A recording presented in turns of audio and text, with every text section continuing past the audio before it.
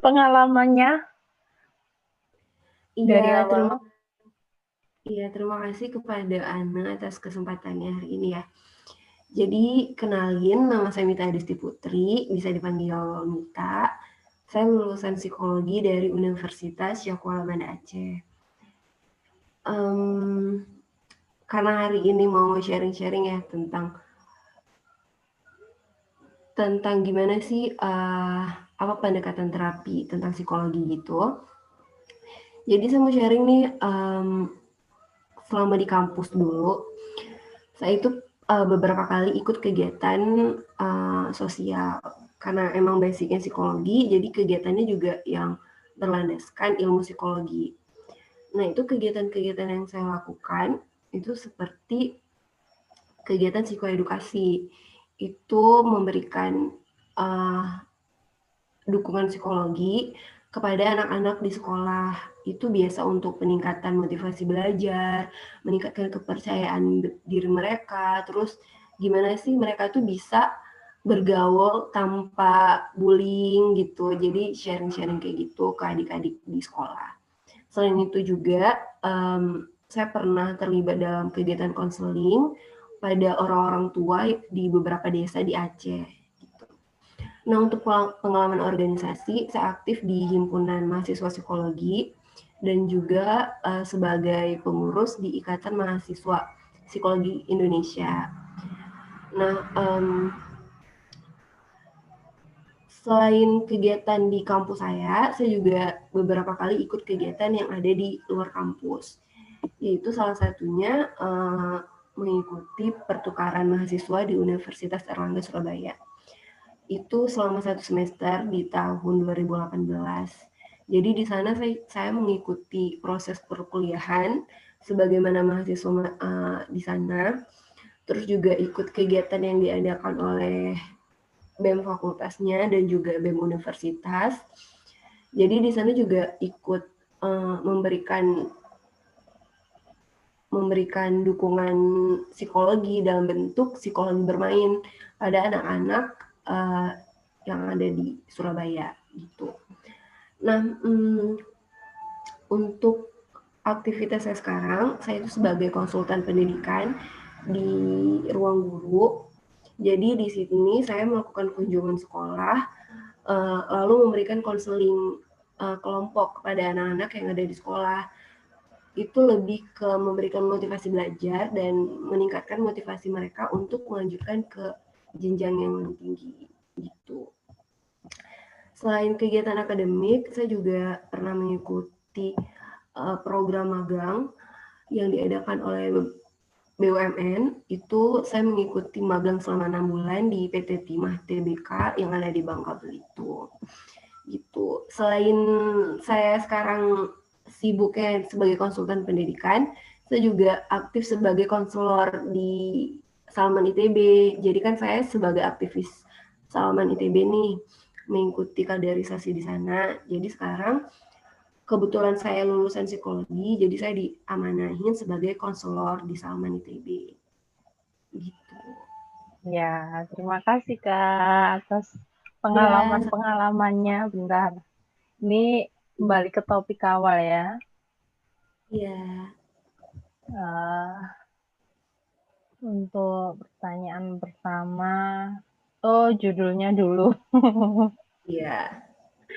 Judulnya itu mengenai diskusinya ini mengenai tentang penyembuhan kesehatan mental bagi anak yang memiliki disabilitas mental atau anak yang berkebutuhan khusus menggunakan terapi hewan. Ya, pertanyaannya yang pertama, menurut kakak apa saja sih faktor yang dapat menyebabkan seorang mengalami disabilitas mental, terutama anak-anak yang terkena autisme seperti itu? Baik, jadi saat kuliah saya menerima mata kuliah psikologi keberbakat. Jadi itu kita belajar tentang anak-anak yang istimewa, anak-anak yang istilahnya tuh bukan anak-anak yang kekurangan, tapi anak-anak yang dia berbeda dari anak-anak pada umumnya. Nah, jadi Kalau tadi mungkin Ana nanya, kira-kira faktor apa yang menyebabkan anak-anak itu bisa mengalami kondisi mental seperti autisme gitu ya. Nah, jadi faktornya itu faktor yang paling besar itu faktor biologis. Jadi dari orang tuanya. Jadi orang tua atau tidak mesti orang tua, tapi mungkin ada kerabat ataupun keluarga yang memiliki hubungan darah. Nah itu biasa memiliki pengaruh besar untuk anaknya itu mengalami autisme. Nah selain itu juga bisa jadi karena kelainan fisik dari anaknya ketika lahir gitu. Jadi hal itu yang menyebabkan anaknya itu mengalami autisme. Nah selain itu juga ada faktor eksternalnya, misalkan faktor dari lingkungan. Jadi anak-anak itu bisa mengalami autisme itu dari lingkungannya. Jadi misalkan nih dia mengalami kekerasan secara fisik gitu ketika dia masih berusia PAUD misalkan gitu kan. Nah jadi masih berusia anak-anak, dia mengalami kekerasan fisik ataupun dia mengalami perundingan atau seperti bullying. Nah itu juga bisa menyebabkan anak itu mengalami autisme gitu. Kalau dari faktor ekonomi, Kak, apakah bisa mempengaruhi? Nah, kalau faktor ekonomi itu kan sebenarnya gimana ya? Faktor ekonomi itu dia berdampak pada apa? Nah, misalkan nih faktor ekonomi itu menyebabkan orang tuanya ataupun keluarganya itu kurang harmonis. Nah, sehingga anak-anak itu mudah mengalami kekerasan baik itu secara verbal maupun non verbal. Nah, jadi bukan hanya jadi kita nggak bisa bilang orang yang memiliki ekonomi rendah maka anaknya akan autis, itu enggak. Tapi ekonomi itu yang bisa memunculkan perilaku abnormal ya kayak orang tuanya lebih sering marah-marah ke anaknya, terus orang tua yang mudah memukul anaknya. Nah, hal-hal seperti itu yang bisa memicu anaknya mengalami gangguan mental gitu. Ya, seperti itu. Untuk berikutnya,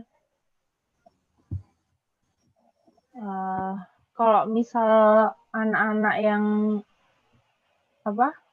mengalami disabilitas mental autisme kayak gini, apakah ada jenisnya, Kak? Ada jenis-jenis tersendiri gitu, diklasifikasikan atau bagaimana? Iya, nah dia itu ada 4 jenisnya. Ini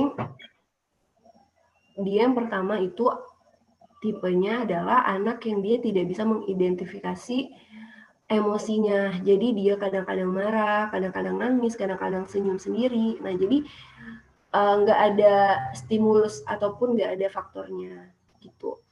Jadi dia bisa muncul tiba-tiba. Yang pertama itu emosi. Jadi anaknya tidak bisa mengontrol emosi. Yang kedua, anak yang tidak bisa empati. Empati itu dimana dia itu bisa misalkan nih orang tuanya sakit gitu. Nah dia tuh nggak ada rasa sedih atau nggak ada rasa peduli gitu. Itu yang kedua. Jadi tidak ada rasa empati. Yang ketiga itu ada keterbatasan secara sensoriknya. Jadi dia tuh tidak bisa merasakan atau dia tuh kurang dalam merasakan misalkan nih kepercayaan diri gitu. Terus ataupun dia tidak bisa merasakan misalkan kayak perasaan tersakiti. Jadi dia secara sensorinya itu tidak berfungsi. Itu yang ketiga. Yang keempat itu ada secara sosial. Jadi dia tidak bisa berinteraksi secara normal dengan orang-orang di sekitarnya. Gitu. Ya, seperti itu.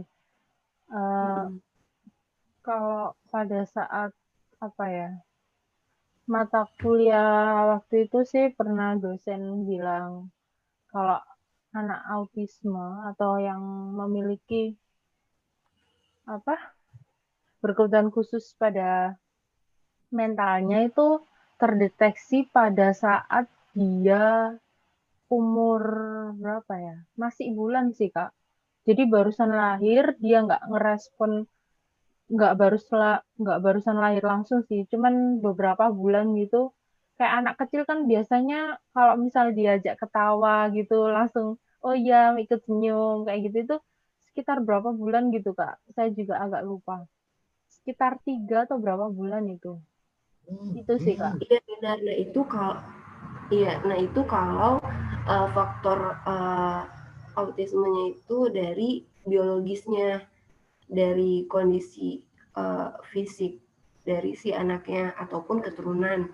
Nah jadi pada awal-awal kelahiran itu biasa emang udah mulai terlihat sih, misalkan dia nggak ekspresif, misalkan dia tuh nggak nangis gitu kan, ataupun ketika diajak bicara dia nggak ada respon. Nah itu akan terlihat di awal-awal usianya gitu. Cukup ya, Kak ya, pada saat awal. Dan biasanya tuh anak-anak autisme itu dia memiliki bentuk fisik yang hampir sama, misalkan kayak matanya lebih sayu gitu, terus kayak dari ekspresi mukanya juga kurang ekspresif gitu, biasa dia memang terlihat. Responnya juga nggak seberapa, apa ya, kalau misalnya ada orang yang heboh di sekitarnya, dia hanya melihat gitu aja ya, Kak ya. Ya dia mungkin cuman datar aja kayak gitu. Responnya. Ya, untuk yang selanjutnya, bagaimana sih Kak cara membimbing anak-anak yang memiliki disabilitas mental dalam memahami maksud dan tujuan ketika menyampaikan informasi. Jadi misalnya ada orang menyampaikan informasi ke dia, tapi kadang dia nggak ngerespon. Bagaimana cara membimbingnya? Seperti itu.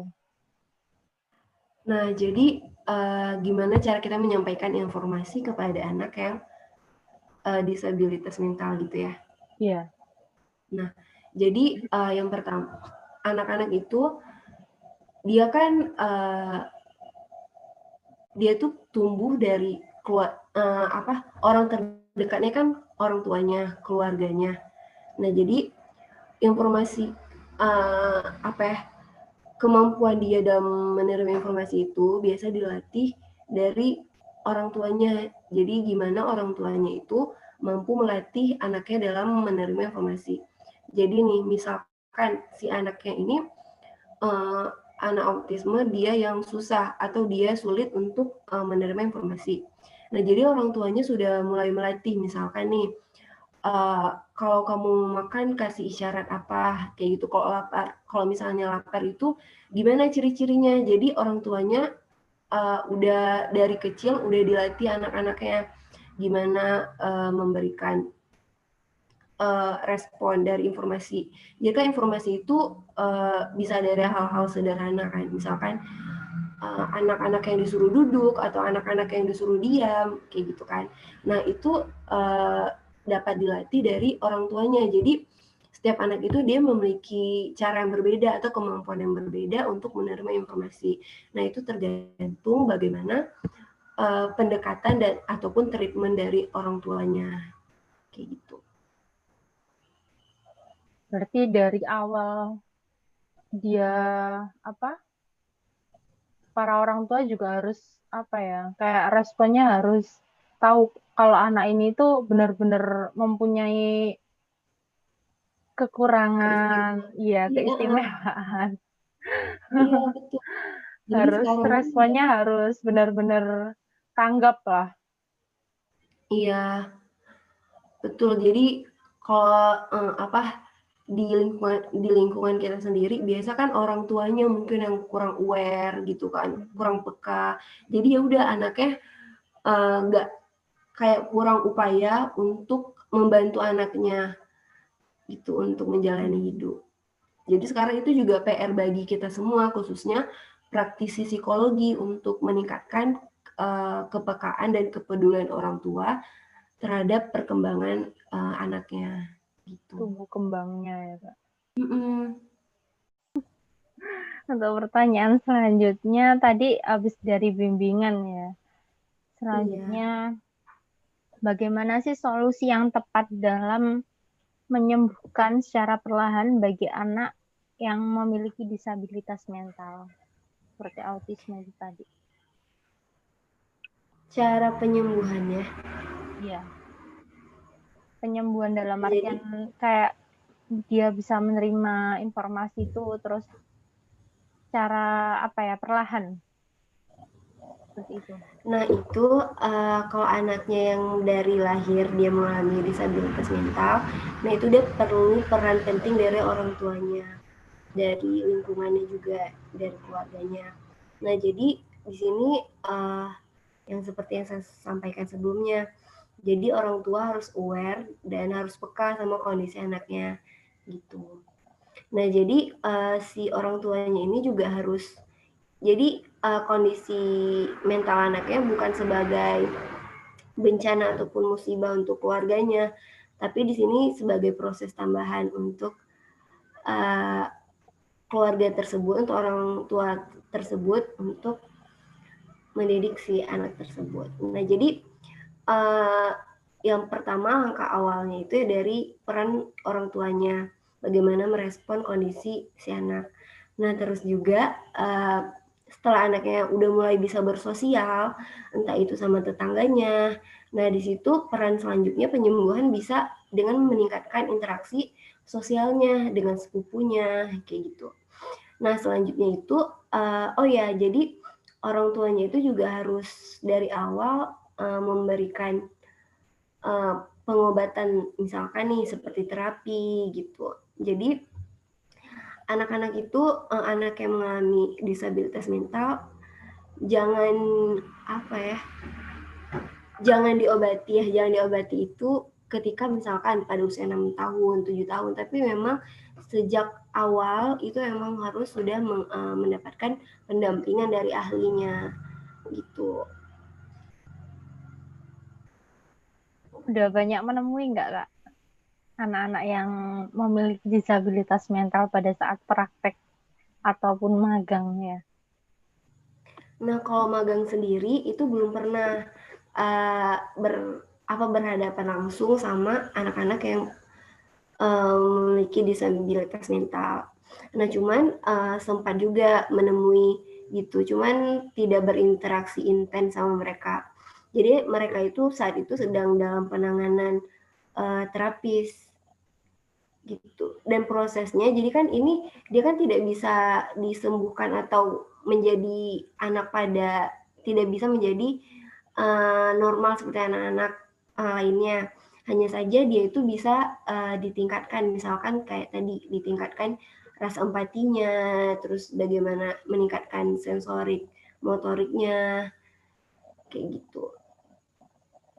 Jadi kalau misalkan di lingkungan saya sendiri, kalau saya temui itu mereka yang tidak dapat penanganan itu ada juga. Jadi orang tuanya ya udah istilahnya ya udahlah dibiarin aja, itu ada juga. Membiarkan begitu saja, menganggap itu sebagai bencana menurut dia ya Kak? Ya kebanyakan orang tua sih seperti itu. Mungkin karena banyak faktor ya, mungkin di daerahnya tidak ada terapis untuk anak disabilitas mental gitu, ataupun karena faktor biaya, faktor waktu juga. Jadi banyak sih faktornya.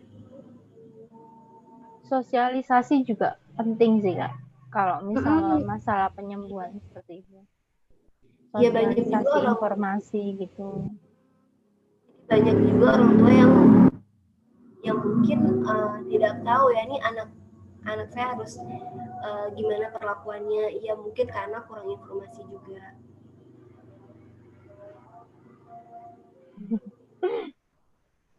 Kalau pada saat saya mau cerita nih Kak, pengalaman saya ketika menemui anak disabilitas mental, kebetulan ini tuh agak deket sih interaksinya sama ibu saya, dan ibu saya juga cerita.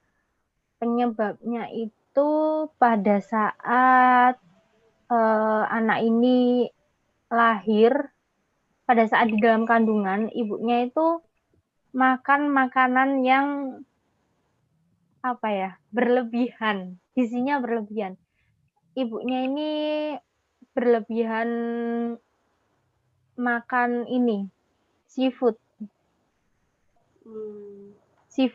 Jadi dia itu ibunya ini tuh nggak tahu, ternyata seafood itu dapat menyebabkan, seorang bayi yang ada di dalam kandungan itu kayak apa ya, kayak kekurangan. Saya juga belum tahu pasti itu sakitnya apa, cuman anaknya memang itu sih, Kak, memang pada saat responnya agak kurang, cuman dia bisa belajar, bahkan dia juga sepertinya dia udah lulus sekarang ini. Dia belajar di ini, di menjadi salah satu mahasiswa S1 matematika kalau nggak salah.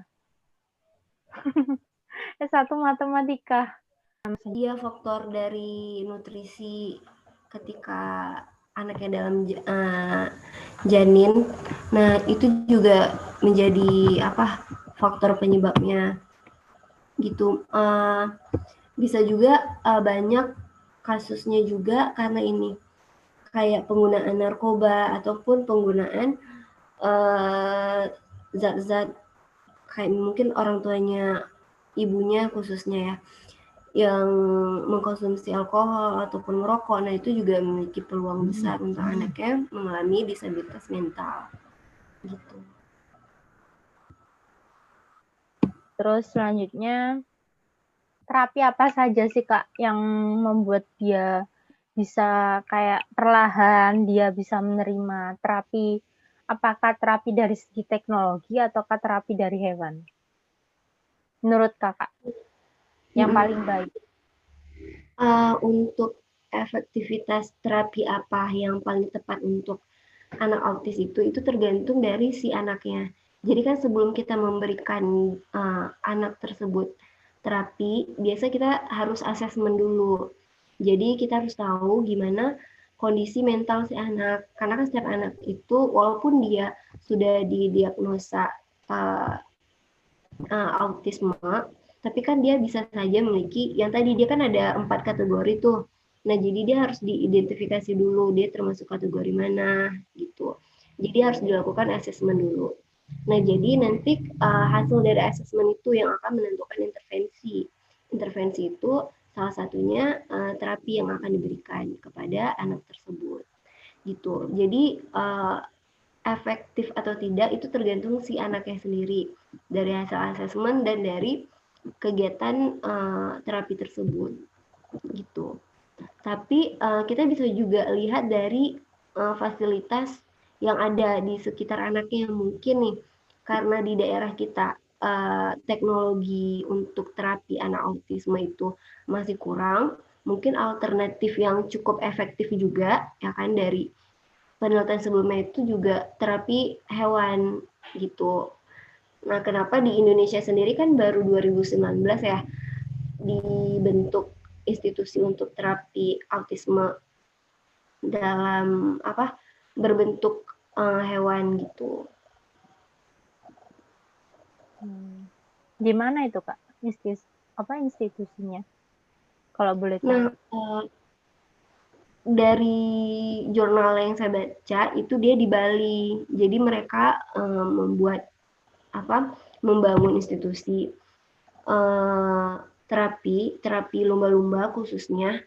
Nah, itu di Bali 2019 atau 2018 gitu. Berarti beberapa tahun ya? Karena kan sebelumnya itu terapinya masih dilakukan oleh individu atau si terapisnya secara perorangan. Nah, sekarang udah dikasih wadah nih, gitu.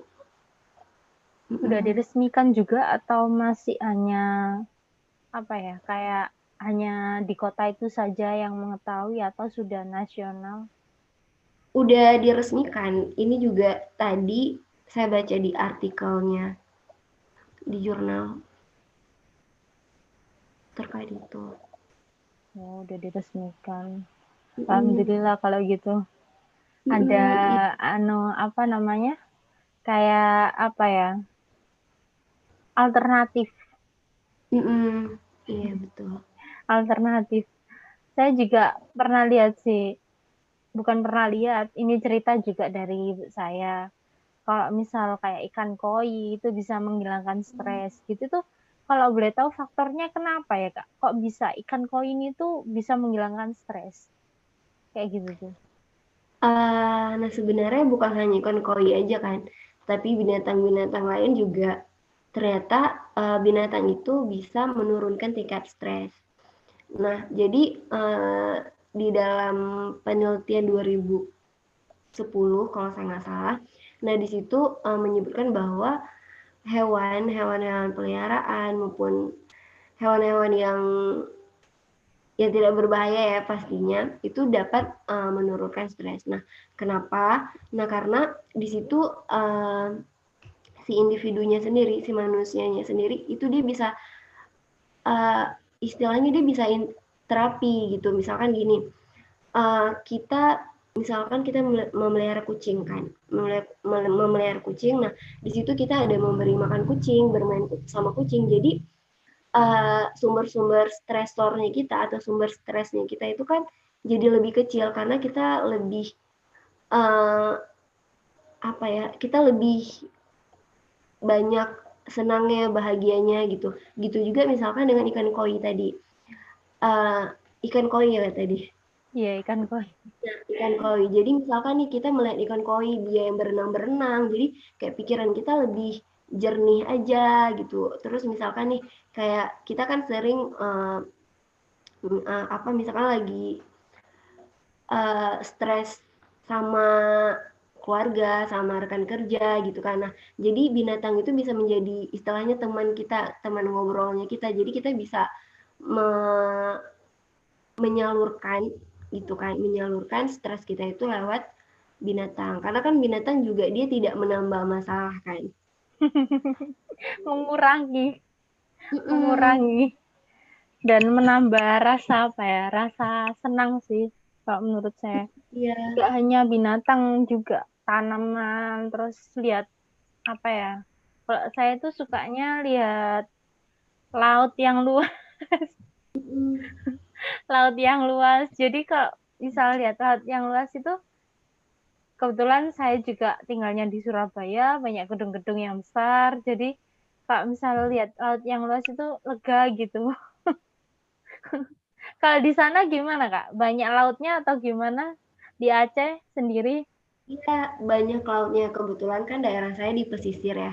Jadi emang banyak lautnya gitu juga. Misalkan udah terlalu banyak beban pikiran, jadi kita jalan-jalan atau kita apa duduk-duduk di pinggir pantai. Nah, itu memang bisa membuat kita lebih rileks lagi pikirannya mendengar suara ombak gitu-gitu kan, merasakan apa harumnya garam di lautan gitu-gitu kan. Jadi kita emang lebih relax dan enjoy gitu. Yeah. Bentar, mohon maaf Kak. Kalau misal apakah saya boleh bertanya tentang apa ya, bencana pada saat 2004 yang lalu, apakah dibolehkan? Boleh, boleh Boleh. sekali. Bagaimana Iya. Kak? Pada saat itu, pada saat bencana Kakak itu lagi di mana sih? Coba ceritakan pengalaman-pengalaman apa saja yang Kakak dapatkan dan hikmah apa saja yang Kakak peroleh pada saat bencana itu terjadi. Nah, ini pertanyaan yang sering sekali ditanya oleh orang-orang yang tidak tinggal di Aceh. Apalagi Iya. pas saya ke Surabaya, jadi kalau jumpa sama uh, pengemudi Grab atau ini ojol, nah mereka suka tanya dari mana, dari Aceh, gimana ini dulu gitu. Nah, jadi dulu itu saya di usia 7 tahun, 7 tahun atau 8 tahun gitu, kelas 2 SD. Nah, jadi saat itu kan bencananya terjadi di pagi hari kan, jam 7 pagi atau jam 8 gitu. Nah, jadi dan itu pada hari Minggu di akhir tahun 2004. Nah, jadi kan kita setiap hari Minggu itu ya di rumah aja gitu kan, nonton kartun kan gitu ya anak-anak. Nah, jadi pas terjadi goncangan gempa itu kaget ya kan, pasti kaget, terus lari keluar rumah, kita lari ke jalan gitu, keluar di jalannya. Jadi duduk di jalan di depan rumah gitu. Nah terus setelah itu kan orang-orang udah mulai lari-lari gitu karena kebetulan saya tinggalnya di pusat kota jadi orang lari-lari terus kan kita nanya itu apa gitu kenapa orang lari-lari gitu. Nah ternyata Iya. mereka bilang naik air laut naik gitu.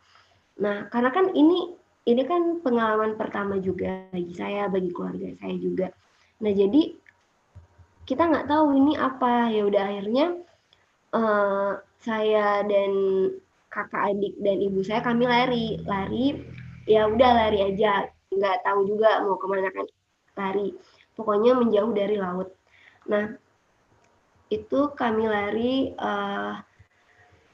alhamdulillah tidak sempat melihat gelombang tsunami, tapi ayah saya juga sempat nih sampai beliau masuk ke apa meminum air laut itu gitu. Tapi alhamdulillah selamat. Nah jadi hampir 1 hari itu baru akhirnya saya ketemu sama keluarga besar. Karena kan kita lari nggak tahu kan mau arah kemana-kemana. Iya. Jadi memang Iya. apa terpisahlah dari keluarga besar gitu kan. Nah, singkat ceritanya dari alhamdulillah saya dan keluarga besar saya juga selamat karena sempat lari karena beberapa orang yang tidak selamat itu karena tidak sempat lari ke tempat yang jauh dari laut atau ke tempat yang lebih tinggi. Dan mereka kan jadi gelombang tsunami-nya itu ada 2 kali ya. Jadi gelombang pertama orang sempat lari, terus orang balik lagi ke laut, lihat apa yang terjadi. Nah, ternyata kan ada Astagfirullahaladzim. gelombang kedua gitu. Iya. Jadi makanya di gelombang kedua itu banyak korbannya karena orang-orang Mendekat. yang awalnya jauh mereka Iya. mendekat ke laut gitu karena kan Penasaran. ikan-ikan udah penasaran kan karena apa nih kenapa airnya udah surut nggak ada pokoknya ikan-ikan udah banyak lah gitu.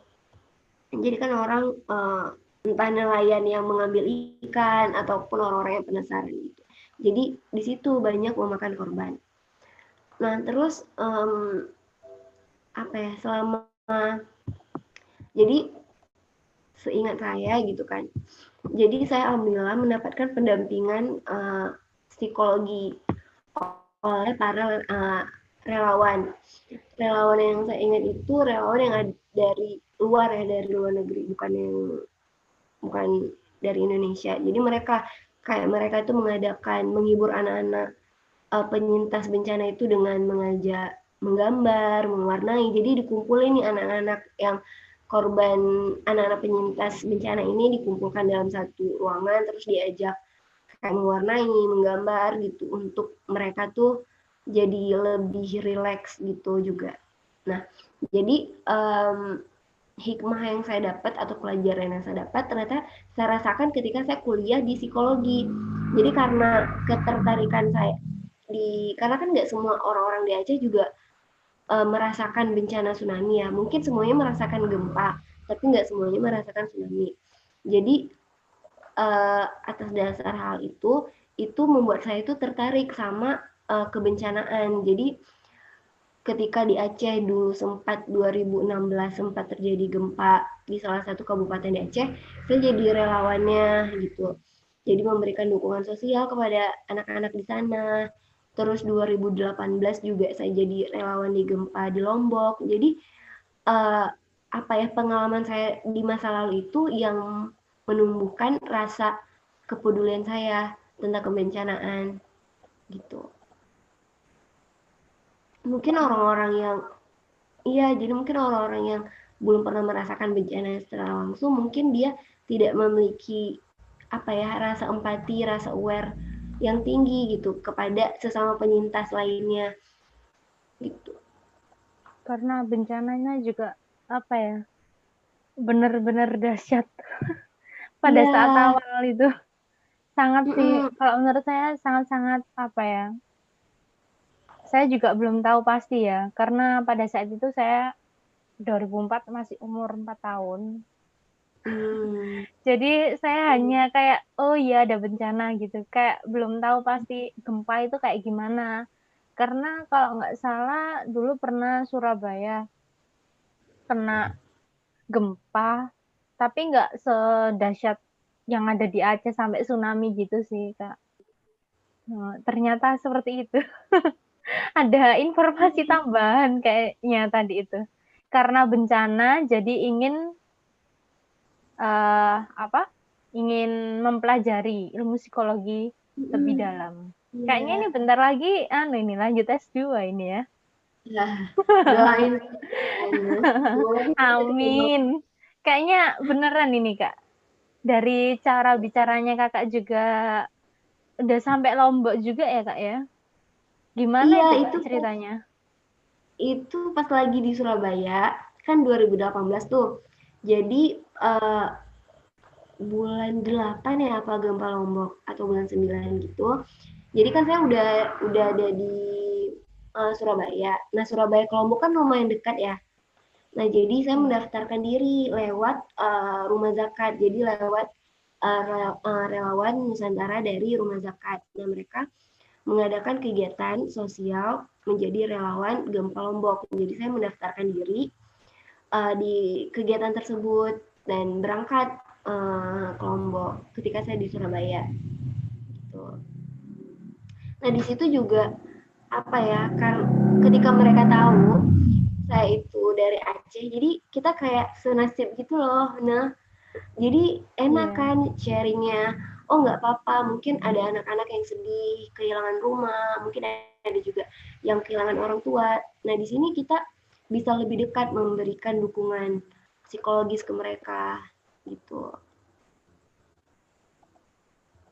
Kalau misal itu, Kak, apa, pada saat pernah nggak sih pada saat memberikan arahan atau motivasi kepada anak-anak Lombok itu, pernah nggak sampai meneteskan air mata di depan mereka gitu, pernah nggak?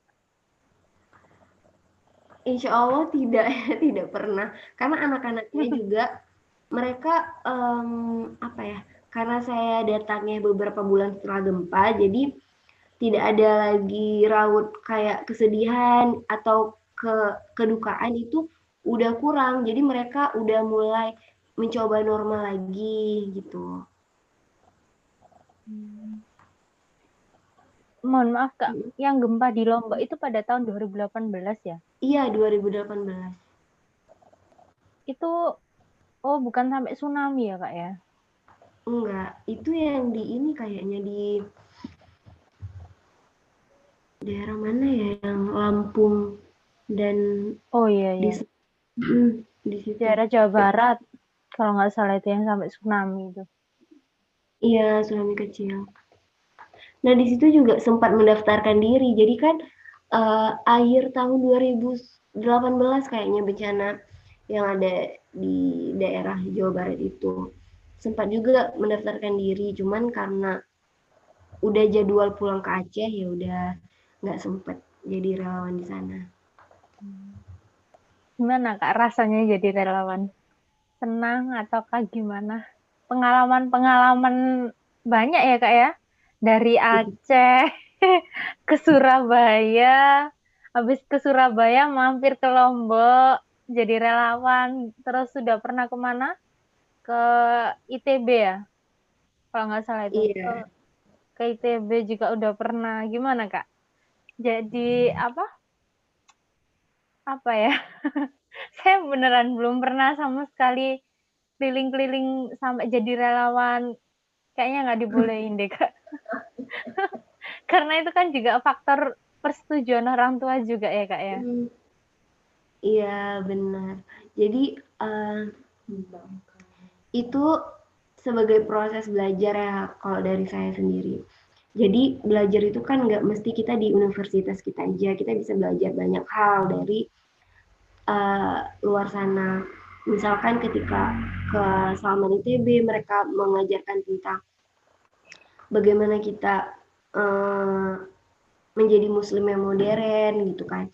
Terus misalkan ketika ada di lokasi bencana diajarkan tentang kebersyukuran, terus gimana kita menumbuhkan rasa empati kita sesama penyintas gitu. Jadi banyak pembelajaran-pembelajaran yang akan kita dapati ketika kita itu terlibat atau terjun langsung di lingkungan itu. Nah gitu. Jadi kenapa nih ya? Kenapa orang tua itu kadang-kadang kan yang membatasi itu kan dari persetujuan orang tua ya. Yeah. Nah jadi saya meyakini gitu. Kalau kita udah yakin sama diri kita sendiri, insya Allah kita udah bisa meyakinkan orang tua kita. Gitu. Jadi ketika misalnya kita masih ada rasa ragu-ragu, oh kira-kira aku bisa nggak ya jadi relawan kayak gitu. Terus kita minta persetujuan orang tua, nah itu pasti nggak dikasih ke orang tua karena orang tua belum melihat rasa yakin dalam diri kita gitu. Jadi itu juga by proses, mungkin nggak langsung sampai ke Lombok, tapi misal nih saya dari Aceh, ya udah saya ke kabupaten kota yang ada di Aceh dulu. Terus nanti mulai lebih jauh sedikit ke Medan, terus nanti baru lebih jauh sedikit ke Jakarta. Jadi itu tuh juga ada proses-prosesnya gitu kan. Apalagi kan kita kita pergi juga sendiri, perempuan, jadi kan resikonya juga lebih besar. Tapi kita meyakini diri kita kalau kita bisa dan kita meyakini orang tua juga gitu. Jadi saya sendiri ke Lombok karena kan kita punya kita punya minat dan ketertarikan yang berbeda. Nah kebetulan teman saya ini dia merasakan gempa tapi tidak mengalami bencana tsunami gitu. Dia ketertarikannya sama bidang lain lah istilahnya gitu. Jadi di UNER itu kan ada Mahagana ya kalau nggak salah, mahasiswa tangga bencana. Nah jadi kebetulan kemarin enggak join sama mereka karena udah duluan sama relawan di rumah zakat. Terus juga ada dari Fakultas Psikologi UNER-nya, mereka juga mengadakan kelompok. Nah cuman itu sama dosen-dosennya. Kebetulan itu juga waktunya berdekatan, jadi mereka juga ada di Lombok pada saat itu. Ya. Nah jadi salah satu kegiatan yang kita kasih ke anak-anak yang ada di Aceh itu adalah penyelamatan. Jadi gimana anak-anak itu ketika ada bencana gempa apa yang harus dilakukan. Karena kan biasa ketika ada gempa panik atau apa gitu kan, ketakutan. Nah, jadi kita memberikan edukasi kepada anak-anak kalau ada gempa itu kita pasti ketakutan, tapi jangan sampai kita panik, histeris gitu. Jadi kita langsung menyelamatkan diri, salah satunya dengan bersembunyi di bawah meja kayu, jangan meja kaca. Kalau meja kaca nanti juga berbahaya. Nah, terus melindungi kepala dengan tas kalau misalkan dia lagi di sekolah gitu. Jadi di sini juga kegiatan-kegiatan mahasiswanya itu juga kayak gitu, memberikan edukasi tentang tangga bencana ke anak-anaknya. Mohon maaf Kak, kalau boleh tahu di Aceh apakah hanya gempa dan tsunami pada saat 2004 saja ataukah setelahnya itu ada beberapa bencana yang lain? Tidak ada kalau gempa dan tsunami kan itu hampir seluruh Aceh ya, jadi hampir seluruh masyarakat Aceh merasakan. Nah kalau kayak bencana longsor, banjir, nah itu kan hanya beberapa desa aja yang ada di Aceh. Jadi mungkin yang relawan-relawannya kan juga orang-orang setempat aja, pemuda-pemuda desanya aja gitu. Jadi kalau bencana besarnya alhamdulillah cuma tsunami dan gempa saja. Pada saat tahun 2004 itu ya Kak? Iya. Ada intermezzo. Nggak apa-apa. Ya itu. Jadi dari bencana itu banyak belajar. Jadi kalau di Aceh itu banyak monumen-monumen bencananya, monumen tsunami. Misalkan ada museum tsunami. Jadi di museum itu kita ada kayak mini bioskopnya, kita nonton video tsunami gitu. Jadi kita bisa merasakan gimana dalam bencana tsunami itu. Terus ada kayak peninggalan benda-benda peninggalan tsunami. Terus ada banyak monumen tsunami-nya, kayak ada kapal apung. Karena kan ada kapal PLTD. Nah, itu kan dia di tengah lautan, tapi bisa terseret ke tengah-tengah pemukiman masyarakat gitu. Nah, karena terlalu berat dan tidak memungkinkan untuk dipindahkan, ya udah akhirnya jadi monumen kapal apung gitu.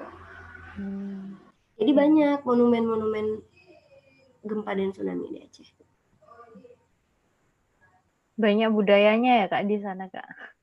Iya, jadi banyak proses belajar juga. Proses belajar dari sebuah bencana. Iya benar. Kayak kalau di universitas saya sendiri itu membangun unit disaster. Jadi dibangunkan unit di situ kayak dilakukan penelitian tentang bencana, terus juga ada conference kebencanaan juga. Jadi lingkupnya itu bukan tingkat Indonesia aja, tapi negara-negara kayak Jepang ataupun negara-negara luar yang dia itu memiliki potensi terjadi bencana tsunami, mereka juga belajar sampai ke Aceh gitu, karena di Aceh dirasa cukup tanggap dalam menghadapi bencana tsunami gitu. Banyak banget nih Kak pengalaman-pengalaman yang sudah dirasakan, benar-benar banyak ini. Enggak kok, bentar, mohon maaf. Ada nggak Kakak pernah punya keinginan untuk pindah dari kota kelahiran? Enggak. Enggak. Sampai saat ini sih belum ada. Karena di sini gimana ya? Mungkin seperti desa pada umumnya, kan tidak ada mall, tidak ada gedung pencakar langit seperti di Surabaya gitu. Nah, cuman di sini seperti kayak nilai-nilai agamanya, terus juga orang-orangnya juga lebih ramah. Jadi kita secara sosial, kita tuh mendapatkan fungsi sosial yang baik gitu. Jadi Mohon sampai maaf, saat ini Kak. belum ada sih terbesit. Ya, mohon maaf Kak. Di sana nggak ada gedung pencakar langit? Nggak ada, paling gedung berapa tingkat ya? Kalau di kota saya sendiri mungkin 4-5 yang paling tinggi. Iya sih, karena di sana juga itu ya Kak ya. Benar-benar harus tanggap darurat. Iya, iya juga sih. Iya, harus benar-benar. Tapi yang benar-benar yang bikin, kalau khususnya saya juga orang Islam ya Kak. Di sana yang paling benar-benar bikin kaget masjidnya. Kenapa? Masjidnya ada salah satu masjid itu Kak yang semuanya hancur, tapi masjid itu masjid mana itu? Yang ada di Itu masjidnya di Aceh Besar. Jadi Aceh Besar itu jadi yang terdampak bencana tsunami itu kan pesisir barat Aceh, dari Banda Aceh, Aceh Besar sampai ke Aceh Barat tempat saya sekarang. Jadi kebetulan yang masjid yang hanya tersisa satu yang mungkin seringnya kita lihat juga, nah itu adanya di Aceh Besar dan itu memang ada di sekitar pesisir. Ya itulah kebesaran Allah ya yang melindungi rumahnya. sampai Tapi sekarang itu. jadi ketika terjadi bencana itu banyak masyarakat yang dia berlindung atau menyelamatkan diri di masjid. Jadi padahal masjidnya juga yang tidak terlalu tinggi ya gitu kan. Tapi mereka ya udah menyelamatkan diri dan alhamdulillah selamat di masjid itu. Kalau di sekitar ini, daerah atau lingkungan Kakak yang deket-deket gitu tuh, apakah Kakak pernah menemuin anak-anak yang memiliki disabilitas mental? Ada, kebetulan sekarang di rumah sekarang itu ada tetangga. Nah, jadi keluarga itu punya 4 atau 3 anak. Nah, jadi 2 anaknya itu memiliki disabilitas mental gitu. Tapi mereka memiliki tingkat yang berbeda-beda. Nah, yang lebih tinggi tingkatan autismenya itu anak yang kedua. Jadi anak pertama itu masih bisa dibiarkan lah sama orang tuanya itu bermain di luar rumah. Tapi kalau anak kedua itu memang di rumah aja karena dia mungkin perilakunya udah mulai agresif kayak gitu. Jadi dia tidak diizinin sama orang tuanya untuk keluar rumah tanpa pengawasan gitu.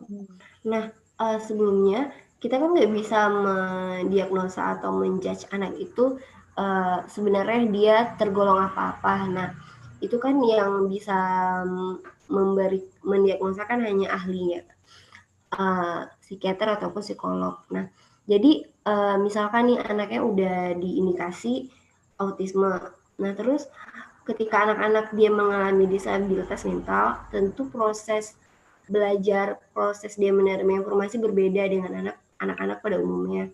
Nah, jadi makanya perlakuannya juga berbeda-beda. Jadi guru nggak bisa menyamaratakan pemberlakuan ataupun proses belajarnya itu dengan anak-anak pada umumnya.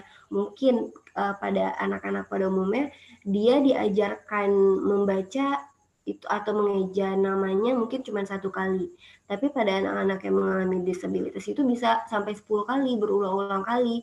Nah, jadi lingkungan tempat dia belajar sangat menentukan perilaku anak tersebut gitu. Makanya Faktor anak-anak lingkungan utama. Jadi makanya kenapa anak-anak yang mengalami disabilitas mental itu tidak dianjurkan untuk dia berada di instansi pendidikan formal. Kenapa? Karena di situ gurunya kan tidak dibekali secara intens bagaimana mengajari anak-anak yang berdisabilitas mental. Karena kan ada sekolah khususnya juga seperti SDLB gitu kan. Nah, terus mungkin dari teman-temannya juga, teman-temannya takutnya nih karena masih anak-anak, takutnya mereka membuli si anak itu. Jadi kan itu juga bisa memperburuk kondisi psikologis si anak juga. Gitu. Jadi memang sangat-sangat mempengaruhi sih, apalagi di usia anak-anak. Anak-anak kan di usia golden age ya, dia di usia emasnya. Jadi kalau dia terpapar sama lingkungan yang tidak kondusif, lingkungan yang tidak membantu pertumbuhannya, ya pasti itu sangat merugikan dia untuk masa yang akan datang. Misal kalau boleh tahu, terapi mengenai anak-anak ini itu ketika apa ya, dari segi teknologinya itu apa aja, Kak? Kalau boleh tahu. Dari segi teknologi itu kalau misal dia itu tapi nggak bisa secara langsung ya, harus bertahap ya, Kak, kalau teknologi itu, Kak, ya? Tetap aja ya, Kak? Iya, jadi untuk semua terapi itu pasti dia bertahap dan itu tergantung kondisi si anaknya. Jadi kan tadi dia diawali sama asesmen. Jadi dari asesmen kita tahu hasil status mental anaknya seperti apa, dia termasuk kategori mana. Nah, di situ baru dikasih treatment, baru dikasih intervensi dan terapi. Nah, jadi proses-proses terapi itu harusnya dia tidak cukup 1 kali gitu, biasa 2, 3 kali gitu. Nah, untuk terapi berbasis teknologi untuk saya sendiri saya belum pernah mencoba karena itu keterbatasan jangkauan ataupun keterbatasan fasilitas di universitas saya. Jadi memang belum pernah mencoba. Tapi kita biasa mencoba hal-hal yang manual. Misalkan nih kita mengajari anak-anak mereka memberikan respon, misalkan ketika kita melempar bola mereka mengambilnya, kita bilang ambil bola misalkan gitu, mereka ambil gitu. Jadi melatih mereka untuk responsif itu ya dari hal-hal sederhana seperti itu, misalkan kayak kita marah, ekspresi apa yang mereka tunjukkan, jadi hal-hal seperti itu. Mungkin misalkan terapi teknologi itu mungkin lebih didesain dalam bentuk permainan, dalam bentuk game. Misalkan kayak gimana anak misalkan dia diinstruksikan untuk menekan warna apa atau bagaimana teknologi kan biasanya lebih canggih, misalkan ada muncul suara-suara binatang atau apa. Nah, jadi gimana si anak itu lebih responsif dalam merespon itu instruksi-instruksi yang ada. Mungkin itu. Ya.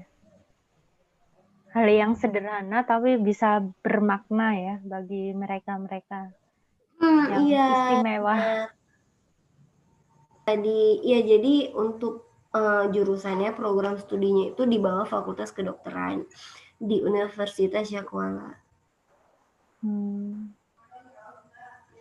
Oh ya, mungkin sering bertanya kenapa ya psikologi di bawah Fakultas Kedokteran. Nah, jadi psikologi di Unsia itu, di Syakuala itu dia dibangun karena bencana tsunami, gempa dan tsunami. Jadi saat itu kan tidak ada tenaga psikolog, tidak ada relawan psikologi untuk menghadapi ataupun membantu penyintas yang ada di Aceh. Jadi relawan psikologi itu datangnya ya dari Jawa gitu, dari Jakarta.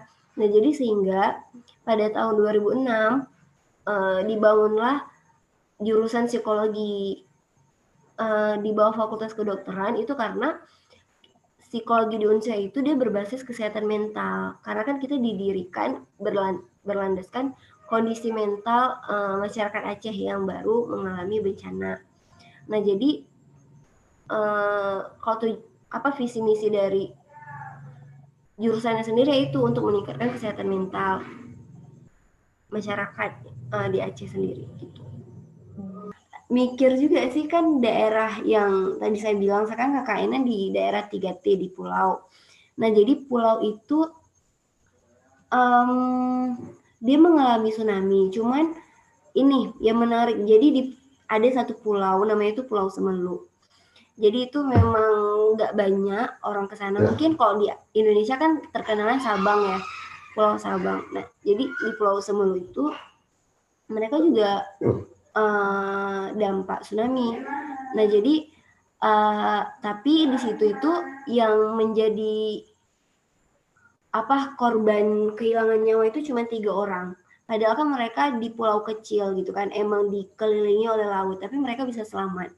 Nah, ternyata ada hal menarik dari pulau tersebut. Nah, jadi mereka itu, nenek moyangnya itu memperkenalkan istilah smong. Jadi smong itu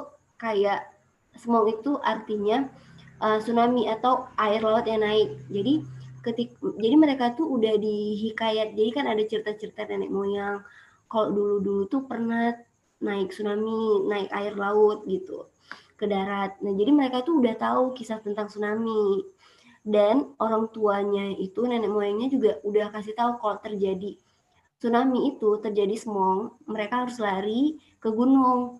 Jadi anak-anak di situ, masyarakat yang ada di pulau itu, ketika terjadi tsunami 2004, mereka karena udah ada informasi sebelumnya, ya udah mereka lari ke gunung. Sehingga dari ratusan atau ribuan penduduk yang ada di pulau itu, mereka selamat semua. Hanya 3 orang yang tidak selamat. Itu pun tidak selamat bukan karena tsunami-nya, tapi karena lansia dan karena kondisi fisiknya. Karena kan mereka harus lari-lari ya ke gunung. Jadi entah karena kelelahan. Nah, itu yang menyebabkan mereka akhirnya meninggal dunia gitu. Pesan dan kesan untuk anak-anak yang melihat video ini bagaimana? Baik, jadi kita sebagai manusia yang tidak punya kendali akan sesuatu yang akan terjadi ke depan. Jadi semisal nah, misalkan ini nanti terjadi hal-hal yang tidak diinginkan, misalkan bencana ataupun kondisi-kondisi yang luar biasa. Nah, di sini mungkin kita akan takut, akan sedih gitu kan. Nah, tapi yakinlah di balik itu tuh ada hikmahnya, ada proses belajarnya. Jadi jadikan hal-hal tersebut sebagai wadah kita untuk belajar lagi, eksplor lagi diri kita. Gitu. Terima kasih, Kak, atas pengalamannya.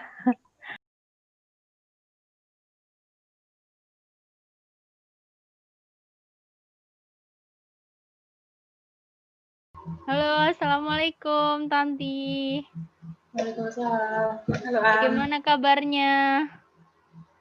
Alhamdulillah baik. Kamu sendiri gimana? Baik-baik saja. Gimana UTS-nya lancar? Iya, alhamdulillah. Tadi hari terakhir sih. Kamu masih UTS ya sih? Iya. Untuk mulai pembicaraan kali ini, silakan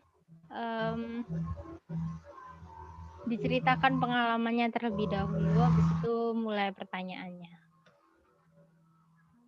Sebenarnya pengalaman tuh kita sudah memasuki semester ke-6 ya ini ya, tapi sekarang masih semester 5. Tapi lebih banyak pengalaman itu waktu semester 1 dan 2. Soalnya selain waktu itu masih belum ada COVID dan lain-lain, itu juga masa dimana kita benar-benar pengen menggali ilmu gitu ya. Nah, terus semester 2 itu aku kan ikut pengabdian masyarakat di Bondowoso. Nah, di situ tuh benar-benar mengajarkan banyak hal ya, terutama untuk aku yang sebagai mahasiswa dari kedokteran hewan Fakultas Kedokteran Hewan UNER. Di situ aku benar-benar terjun langsung bersama masyarakat dan berinteraksi langsung sama klien yang punya pasien-pasien yang benar-benar sakit gitu. Ada yang kayak prolapsus, yaitu vaginanya kayak keluar dari bagian dalamnya itu keluar tuh. Dan itu tuh benar-benar kita harus kembalikan memasukkan kembali gitu ya. Tapi itu kita dibantu sama dosen dan juga para dokter. Terus selain itu karena kita masih semester 2, jadi masih basic-basic aja. Kita kayak nyuntik sapi, terus domba, kambing gitu. Dan yang menarik itu waktu itu dapat cerita dari Kating, dia tuh udah pernah kan berhubungan sama hewan-hewan besar ruminansia. Terus pas sekalinya dia ke klinik, di mana dia harus menangani pasien yang kecil, yaitu hewan-hewan pet kayak kucing, anjing, dia tuh nyuntik itu gak kerasa gitu loh, sama gak bisa ngebedain gitu, kaget gitu waktu menangani hewan kecil dibanding sama ruminansia yang besar itu. Jadi dia benar-benar neken gitu kan. Kalau di sapi untuk nyuntik itu kita benar-benar kayak mukul pakai tangan kita gini di bagian gluteusnya, bagian pantatnya itu, sebelum memasukkan menginjeksi si sapi. Dia tuh kayak neken keras, jadi langsung dokternya kayak jangan terlalu keras gitu, ini hewan kecil gitu sih. Terus dari Kating lain juga aku dapat info untuk ke klinik. Nah, ke klinik ini nih, kliniknya di Jember kan. Jadi karena aku dan teman-temanku masih semester 2, kita tuh kayak gak bisa gitu loh ke klinik tanpa ada Kating. Tapi ternyata si klinik ini menerima aja semester 2 ataupun semester berapapun. Soalnya kan intinya juga kita di situ belajar, dan suatu saat juga pasti mahasiswa itu terjun ke klinik juga. Jadi gak ada salahnya sih kalau untuk memulai dari awal sedini mungkin. Nah, selama itu juga ada pengawasan dari dokternya. Nah, jadi ya kita diterima gitu di sana. Aku dan temanku berempat tuh magang di situ selama 7 hari. Di situ itu kita ngadain operasi gitu loh. Ya kita tahu kan kalau kita mau ke klinik, tapi kita kayak nggak klik gitu. Kalau iya nanti di klinik itu kita bakalan operasi, dan kita masih kayak anak-anak yang baru lahir gitu, kayak nggak tahu apa-apa tuh, pembedahan gitu ya. Tapi iya gitu, selama di Jember itu kita deg-degan sih, soalnya kan kita nggak mau ngecewain, itu juga kita terbatas banget ilmunya. Jadi waktu disuruh ngoperasi kan, kita operasinya operasi kastrasi sama ovarium hysterectomy. Itu tuh steril kucing gitu, steril kucing. Kalau kucing jantan namanya kastrasi. Kalau kucing betina itu ovariostektomi. Jadi pengangkatan uterus sama ovarium dari si kucing. Sementara kalau jantan itu cuma mengangkat testisnya. Nah, itu sebenarnya kan nggak memakan waktu lama ya untuk dokter. Paling cuma beberapa menit, 5 menit gitu udah selesai. Tapi kita kan masih baru, jadi itu bisa sampai setengah jaman gitu. Hanya melakukan satu operasi. Di situ kita dituntut juga waktunya, karena kan kita pakai bius. Bius itu ada tenggat waktu, jadi kalau kita tuh kayak masih takut gitu, takut tiba-tiba kucingnya bangun apa gitu. Jadi kita selain dituntut waktu juga tuntut terampil untuk melakukan operasi itu. Jadi udah gitu ya, walaupun udah dicontohin ya, tapi kan kita masih kayak deg-degan gitu. Aku tuh juga orangnya takut ya, awal-awal tuh takut banget nge-insisi, yaitu kayak merobek bagian kulit kucing gitu. Kan kalau ovariostektomi itu bagian perutnya. Nah, perutnya tuh ada 3 lapisan gitu yang harus kita tembus gitu. Itu kayak harus pengennya tuh hati-hati, tapi jadinya tuh malah ragu-ragu, dan dokternya nggak mau gitu kita ragu-ragu. Kalau jadi dokter kita harus berani ambil keputusan, berani bertindak dan mempertanggungjawabkannya. Jadi ya meskipun saya kayak gampang gitu, tapi susah, soalnya ada kayak beban mental juga sih menurutku. Apa lagi ya, kayaknya udah itu aja sih. Pokoknya yang paling gampang itu kita tuh jadi terampil dalam menyuntik, memvaksin, menyuntik dengan beberapa administrasi seperti secara di bawah kulit itu namanya suntik injeksi suntikan. Terus kalau ke dalam otot itu namanya intramuskular. Terus kayak memasukkan obat ke dalam mulut, ke oral. Terus ada juga parenteral gitu-gitu. Jadi ya lumayan memberikan pengalaman yang cukup banyak di klinik itu. Jadi makin terampil gitu. Kalau boleh tahu, suntikan pertama dikasihkan ke hewan yang mana? Yang mana nih? Pertama kali. Pertama kali di klinik atau di? Pada saat praktek. Prakteknya langsung hewan sungguhan atau? Iya. Iya. Jadi ya suntiknya tuh beneran ke hewannya. Kan ada pasien beneran, ada klien beneran. Dia tuh mau vaksin kucing. Itu lucu banget tuh. Kucing itu loh, Maine Coon tuh yang kecil kan, kayak boneka.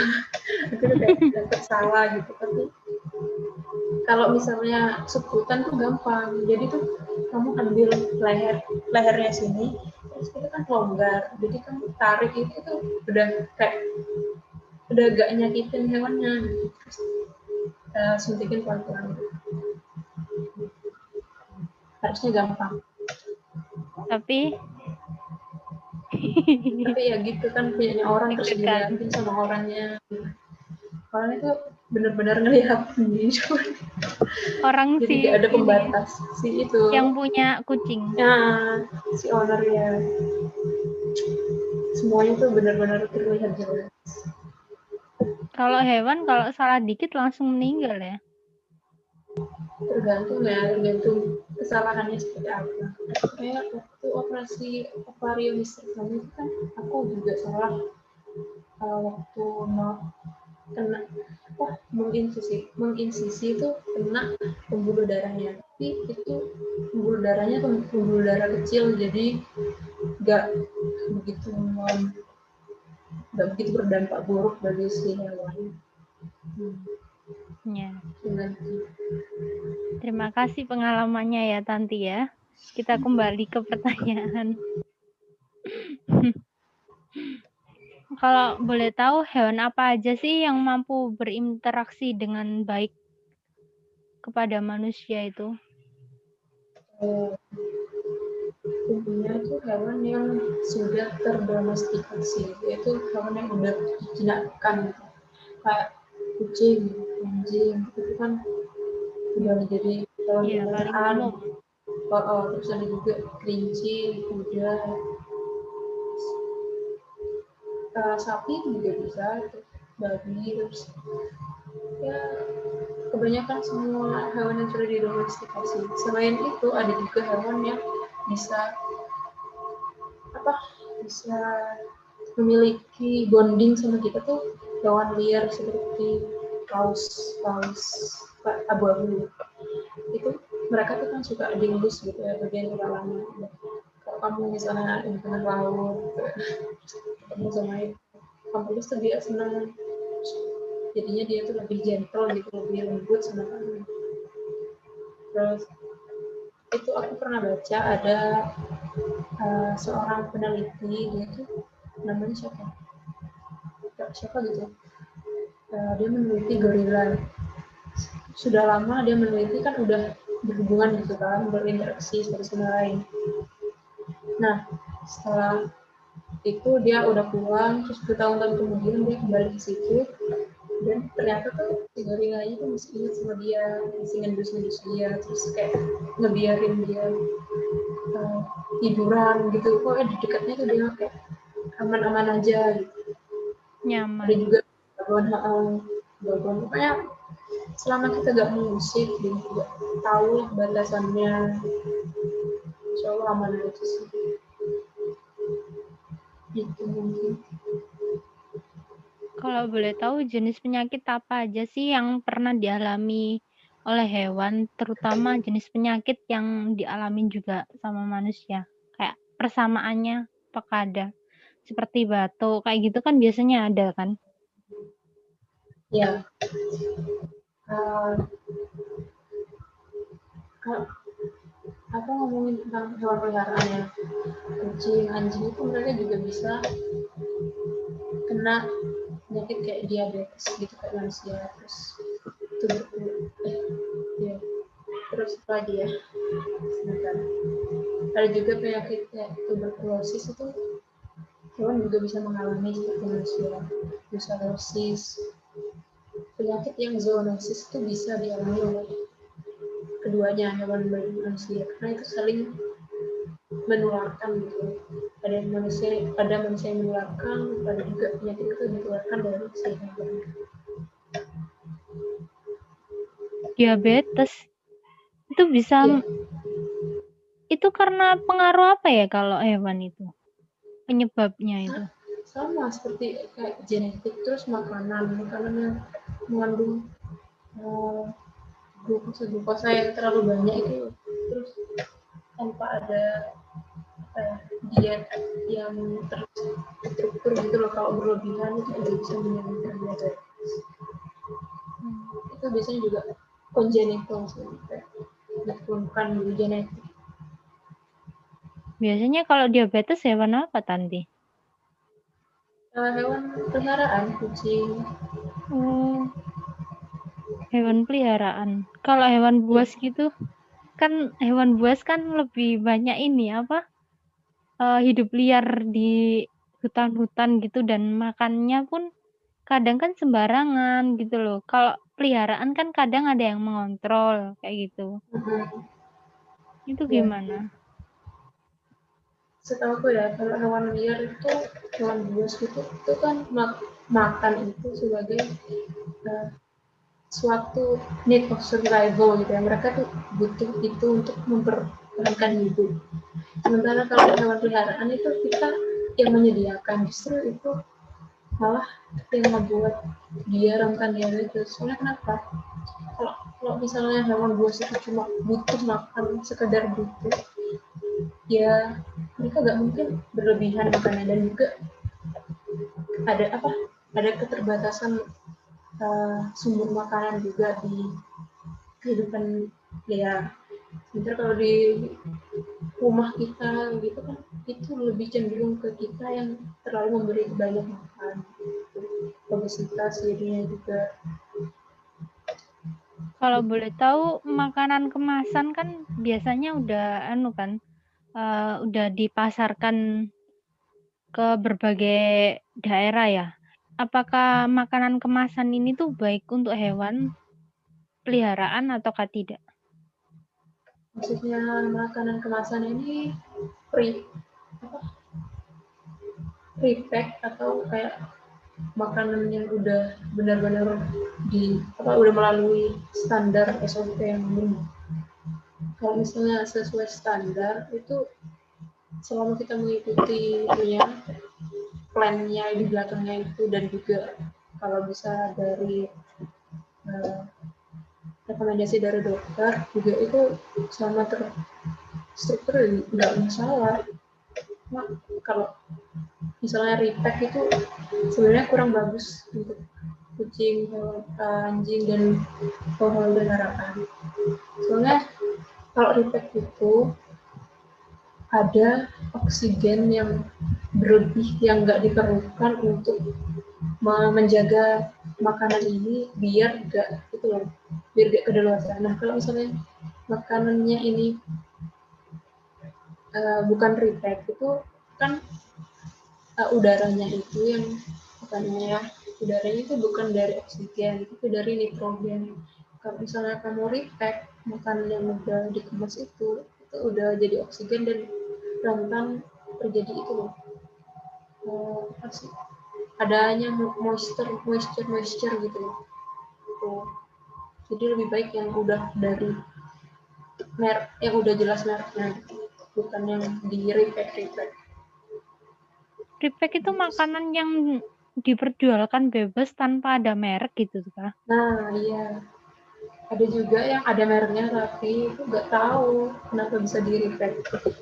Kalau aku kan pernah datang ya ke seminar Royal Canin itu.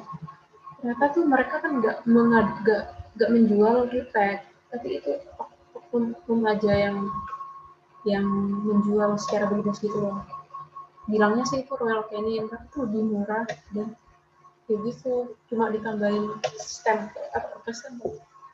tempelan logo Royal Canin gitu Labelnya. dalam bentuk kiloan. Iya, jadi bukan kemasan yang resmi, itu dihindari. Sekarang udah pernah pegang hewan apa aja yang buas? Kalau pegang ya ular pernah, tapi masih takut. Terus ya apa ya, lagi gitu doang kayaknya. Kalau misalnya di luar kampus itu ada tuh bekicot yang besar. Bekicot? Iya, bekicot gak menarik banget ya. Ada Bekicot? Iya, bekicot tuh dia tuh besar banget juga, nggak kayak biasanya. Terus Kalau buaya gitu? oh enggak, cuma lihat aja di KBS. Gajah Harimau gitu kan. mungkin, harimau. Enggak lah. Sebenarnya tuh juga ya, harimau, hewan buas gitu, itu kita tuh jangan terlalu berdekatan gitu sama mereka, karena kan mereka tuh memang udah nalurinya udah buas gitu. Menyerang. Jadi menyerang. Selain itu juga kita tuh menghargai mereka gitu loh. Misalnya kalau kita terlalu menjinakkan itu kayak mereka malah sifat aslinya tuh berkurang, dan itu juga bisa merusak kayak mengganggu keseimbangan gitu ya. Mungkin gini, apa? Ngasih makan hewan liar itu kan nggak boleh. Mungkin nanti gini dia tadi. naluri cari makannya berkurang. Ya, mungkin gini, hewan liar itu boleh dijinakkan, tetapi kita juga harus mengontrol diri. Mungkin kayak gitu. Karena kan sekarang itu apa ya, banyak orang yang menjinakkan ular, beberapa kayak ular yang memiliki bisa yang mematikan, tapi dia nggak bisa mengontrol dirinya. kayak gitu sih. Sekarang banyak yang seperti itu. Terus kita nggak bisa ngontrol, tiba-tiba ularnya marah, tiba-tiba langsung gigit ke kita. Benar, ya. Heeh. Langsung Iya, bisanya harus tahu diri ya. harus bisa mengontrol lah intinya. Oh iya, kalau boleh tahu waktu itu kamu pernah bilang ya Tantia, kotoran hewan kucing. Waktu itu kamu pernah bilang kotoran hewan kucing itu ketika kita injak, kita harus benar-benar berhati-hati dan langsung cuci kaki karena kucing mengkonsumsi makanannya pun kadang kita nggak tahu apa yang dia konsumsi. Ada tikus, ada hewan-hewan yang lain gitu tuh. Emang beneran di kotoran kucing itu benar-benar berbahaya kah atau gimana? Sampai bisa menimbulkan manusia ini sampai meninggal dunia waktu itu pernah kamu bilang. Coba dijelasin lebih lanjut. Enggak sih. Maksudku waktu itu bukan kotoran kucing yang bukan meratakan semua kotoran kucing ya, tapi terutama kucing liar. Soalnya kalau kucing liar kita nggak tahu mereka makan apa. Kayak misalnya makan tikus, nah tikus tuh banyak bakterinya. Terus juga ada namanya tuh parasit toxoplasma. Itu kalau kucing udah mengingesti makanan bakteri virus itu, kucing ini bakal juga punya virus itu di dalam tubuhnya.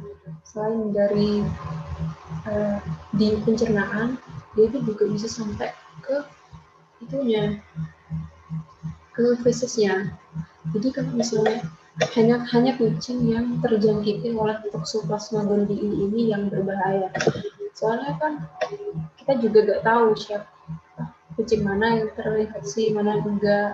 Jadi kalau kita benar-benar punya kucing, kita pelihara kucing itu, terus kita jaga kebersihannya, itu selalu nggak ada. Tapi kalau kucing itu makan sembarangan, terus kita udah bukan dalam penjagaan kita lagi, kayak bahaya gitu loh. Sama kita perlu berhati-hati sama fesesnya itu. Karena kan kalau udah terinjak itu si Toxoplasma gondii ini punya waktu inkubasi atau waktu dia untuk menginfeksi yang cukup panjang.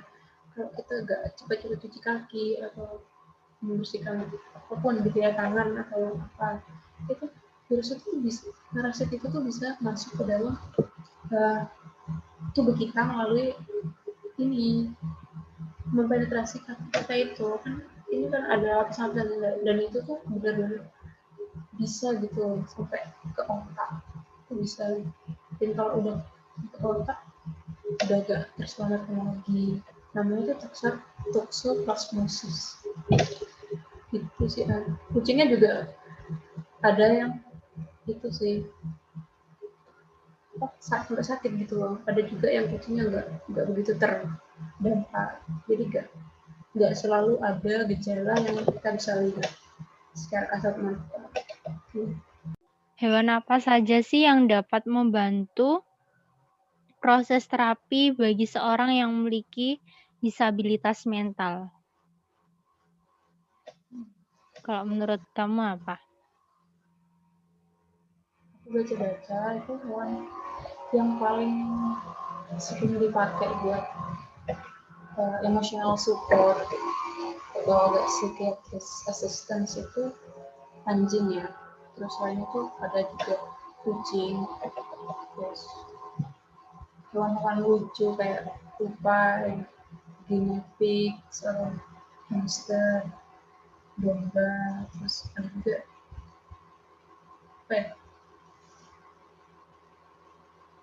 keledai, itu bahkan bisa membantu. Faktor apa? Alasannya apa kalau keledai? Ada apanya biasanya? Ini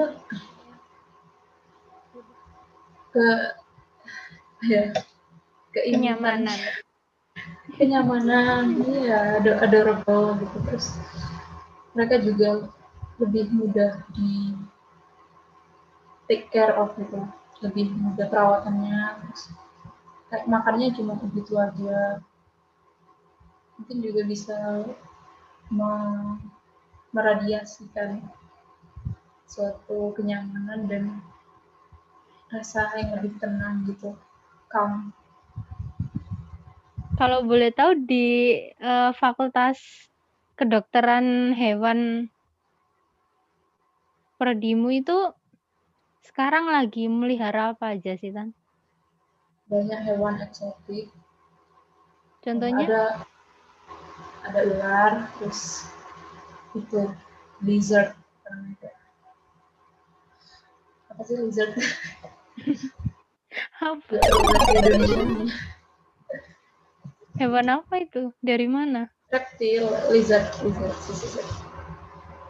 Lizard adalah Coba share. kadal, tapi kadal itu.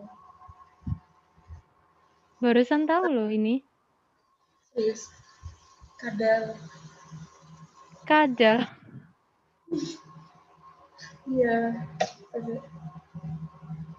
Ada warnanya. Warna apa? Warna putih gitu kulitnya. Yang bercorak-corak warna hijau gitu. Oh. Ya. Terus ada juga ayam, pastinya ada ayam. Sapi, serius ayam. sapi perah. Iya sapi perah, sapi itu potong. Sapi perah Kan pernah apa? bukan di unernya tapi di Cimpang di Gresik. Oh, di Ada Gresik. sapi kayak besar-besar gitu, limosin. Terus sapi simental, Friesian Holstein itu ada. Kapan-kapan Itu situ sapinya. aja coba. Ya, kalau boleh tahu itu sapinya diternakin atau dibuat bisnis juga? Iya, dibisnisin. Jadi sperma atau semen dari sapi-sapi ini begitu dijual belikan gitu ya. Soalnya kan sapi-sapi ini nih benar-benar mahal dan sebisa mungkin mereka kayak membisniskannya gitu untuk preservasi dari spesies itu sendiri biar bisa diternakin, Dipelihara.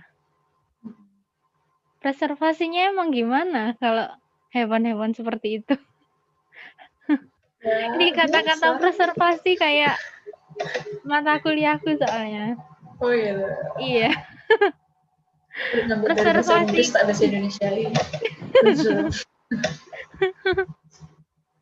Preservasi Preservasi itu kan hewan.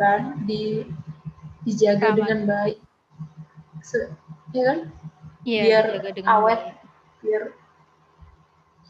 tapi kalau setahu kayak anjing gitu, kucing itu kita tuh kan sama-sama makhluk hidup ya, saling membutuhkan sama lain. Nah ini nih ada anjing itu yang bisa mencegah si pemilik dari melakukan kayak self harming, terus percobaan bunuh diri, terus ada kan juga orang-orang yang begitu cemas gitu kan, jadi kalau punya peliharaan anjing itu dia bisa menenteramkan hatinya. Dan itu tuh ternyata karena faktor dasarnya itu kita tuh sama-sama saling membutuhkan gitu ya. Kalau misalnya seorang yang depresi gitu, itu kan cenderung dengan adanya aktivitas atau kewajibannya itu tuh kayak kurang dipenuhi. Nah kalau misalnya dia punya anjing atau punya peliharaan, dia tuh bakal lebih punya kewajiban, rasa tanggung jawab buat menghidupin si hewan peliharaannya ini. Itu sih kan kalau misalnya kan orang nggak begitu peduli sama diri sendiri, tapi kalau untuk makhluk hidup lain dia mau gitu mempedulikan mereka, dan itu tuh bisa membuat dia lebih nyaman gitu, bisa melakukan sesuatu atau menjadi produktif gitu. Oh iya, kalau boleh tahu hewan jenis mohon maaf. Apakah jenis hewan mamalia yang dapat mendominasi terapi bagi seorang yang memiliki disabilitas mental? Aku tuh pertama kali dengar disabilitas mental itu maksudnya gini kan, kayak dia mengalami kayak kecemasan atau anxiety, terus depresi gitu-gitu kan. Nah Iya. itu anjing yang paling banyak, bahkan di luar negeri kayak di Australia gitu, anjing itu dibuat sebagai namanya itu psychiatrist assistance dog. Jadi anjing PAD. Nah PAD ini nih dibedakan dari anjing-anjing biasanya. Jadi kalau misalnya anjing-anjing ini masuk ke fasilitas umum yang nggak boleh anjing masuk itu masih bisa, soalnya dia benar-benar buat kebutuhan si pemilik atau ownernya itu, anjing yang paling banyak. Juga mereka bisa juga sebagai emotional emotional support gitu loh, untuk kesehatan mental si pemilik atau orang-orang yang mau menjadi mau sembuh gitu. Berarti Tapi itu ada lisensinya sendiri, ada sertifikasinya sendiri. Ada sertifikasinya, berarti dites. Iya, dites. Bahkan kalau misalnya kamu punya hewan, misalnya ya anjing, itu kamu pengen latih dia untuk bisa menjadi PAD itu bisa. Nanti ada tes selanjutnya. Jadi kamu latih dulu anjingmu sesuai dengan kriteria yang ada, terus nanti diteskan untuk didaftarkan untuk membantu orang-orang yang benar-benar membutuhkan support lewat anjing. Kalau boleh tahu di negara mana, Tan? Biasanya. Di Australia aku sering baca. Terus juga mungkin negara-negara maju lainnya ya, kayak mungkin di UK, mungkin Amerika ada, Kanada mungkin. Indonesia kayak belum pernah dengar. Ini juga kebanyakan anjing itu ditemukan di itu kan, Tenggara, Nusa Tenggara gitu. Mungkin nggak begitu banyak, nggak sebanyak di luar. Ini anjing ada triknya. Pokoknya ada, kita tuh kayak harus menyetarakan niat itu.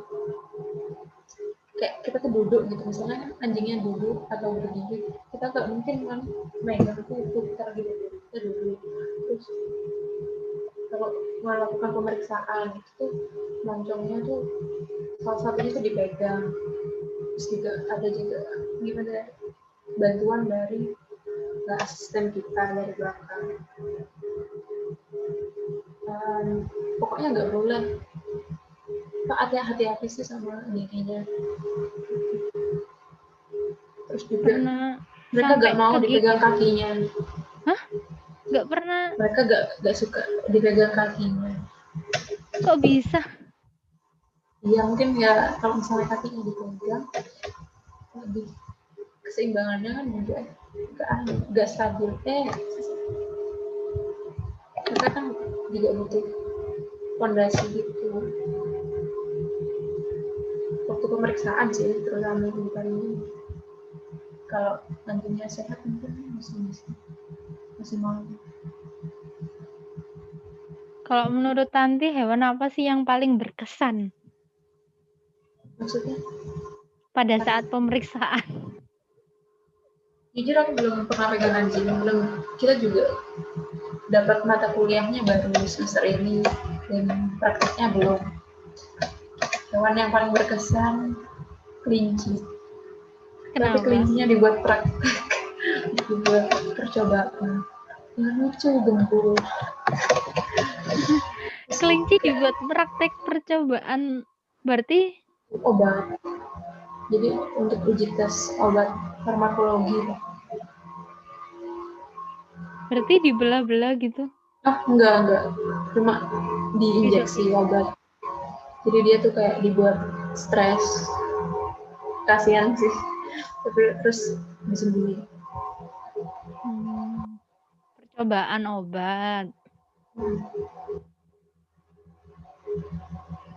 Kelincinya tapi nggak sampai membuat membuat satu kampus atau satu kelas heboh gitu enggak kan? Enggak. Kelinci kan gemes, lucu. Hebohnya paling cuma mau difoto terus mau digendong-gendong. Berarti anak-anak yang masuk kedokteran hewan semuanya pasti suka dengan hewan ya? Iya. Ya setidaknya ada keinginan untuk mengobati. Misalnya nggak suka. Karena temanku tuh ada yang nggak suka sama kucing, takut sama kucing. Takut sama kucing? Iya. Terus bagaimana kalau mengobati? Tapi mungkin aku terbiasa sendiri. Soalnya gara-gara COVID ini kan jadinya praktek secara hands on gitu masih kurang banget. Padahal ini semester yang benar-benar kita menangani hewan sebenarnya. Insya Allah bentar lagi. Langsung KBS. Kebun Binatang Surabaya. Udah pernah ke sana belum? Sudah.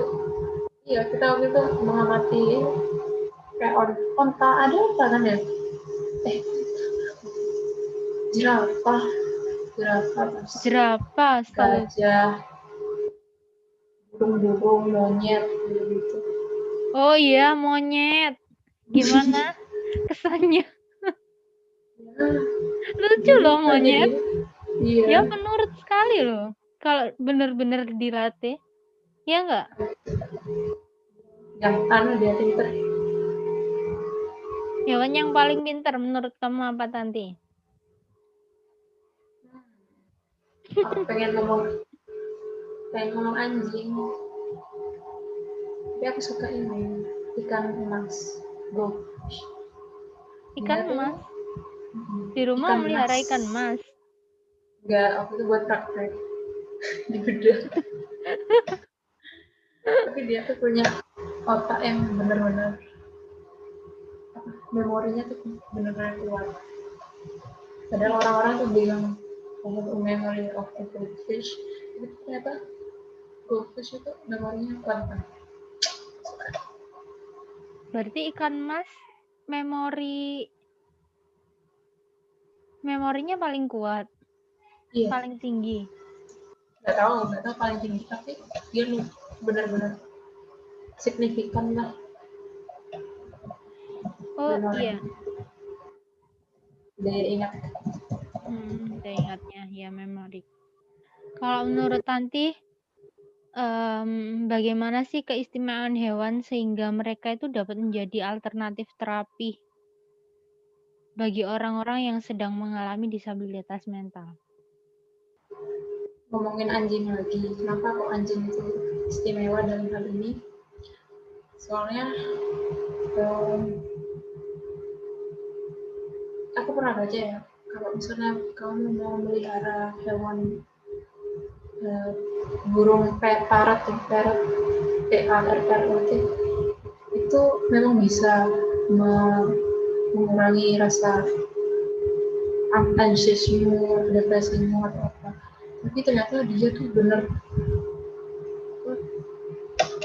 dia tuh dibatasin gitu. Kalau mau kamu ajak naik pesawat, kalau kamu keluar kota kemana naik pesawat itu nggak boleh, ada yang bilang gitu. Sementara kalau anjing ini masih diperbolehkan. Ada data dari mana ya? Data nanti aku kirim itunya, sumbernya. Anjing yang PAD tadi itu, psychiatrist assistant dog, dia bisa mengurangi 46% angka atau persentase orang melakukan bunuh diri. Jadi tuh mereka bisa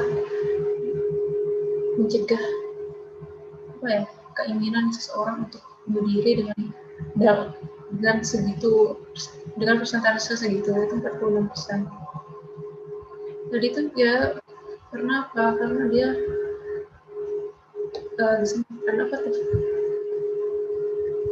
Kayak nudging, terus menggerakkan flow-nya, terus mengajak bermain gitu, ya mendistract atau mengalihkan pemikiran orang atau owner tadi dari memikirkan untuk bunuh diri atau merasakan depresi itu bisa dicegah gitu loh.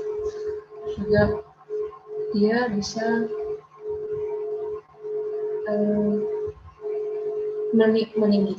meningkatkan motivasi seseorang untuk bangun dari tempat tidur, untuk melakukan aktivitas. Itu bagi orang yang depresi benar-benar susah. Itu di sumber ini sampai sebanyak 30%.